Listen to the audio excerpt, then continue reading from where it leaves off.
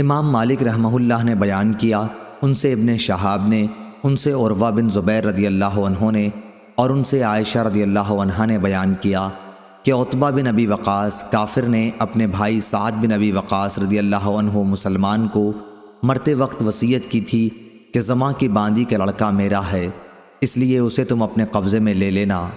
عائشہ رضی اللہ عنہا نے کہا کہ فتح مکہ کے سال سعد بن ابی وقاص رضی اللہ عنہ نے اسے لے لیا اور کہا کہ یہ میرے بھائی کا لڑکا ہے اور وہ اس کے متعلق مجھے وصیت کر گئے ہیں، لیکن عبد بن زماں نے اٹھ کر کہا کہ میرے باپ کی لونڈی کا بچہ ہے، میرے باپ کے بستر پر پیدا ہوا ہے۔ آخر دونوں یہ مقدمہ نبی کریم صلی اللہ علیہ وسلم کی خدمت میں لے گئے۔ سعد رضی اللہ عنہ نے عرض کیا، یا رسول اللہ صلی اللہ علیہ وسلم، یہ میرے بھائی کا لڑکا ہے اور مجھے اس کی انہوں نے وصیت کی تھی۔ اور عبد بن زماں نے عرض کیا، یہ میرا بھائی ہے اور میرے باپ کی لونڈی کا لڑکا ہے، انہی کے بستر پر اس کی پیدائش ہوئی تھی۔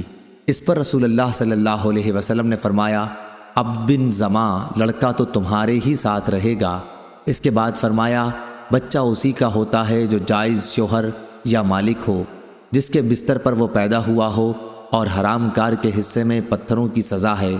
پھر سودا بنت زماں رضی اللہ عنہا سے، جو آن حضرت صلی اللہ علیہ وسلم کی بیوی تھیں، فرمایا کہ اس لڑکے سے پردہ کیا کر، کیونکہ آپ نے عتبہ کی شباہت اس لڑکے میں محسوس کر لی تھی۔ اس کے بعد اس لڑکے نے سودا رضی اللہ عنہا کو کبھی نہ دیکھا، یہاں تک کہ وہ اللہ تعالیٰ سے جا ملا۔ صحیح بخاری حدیث نمبر 2053۔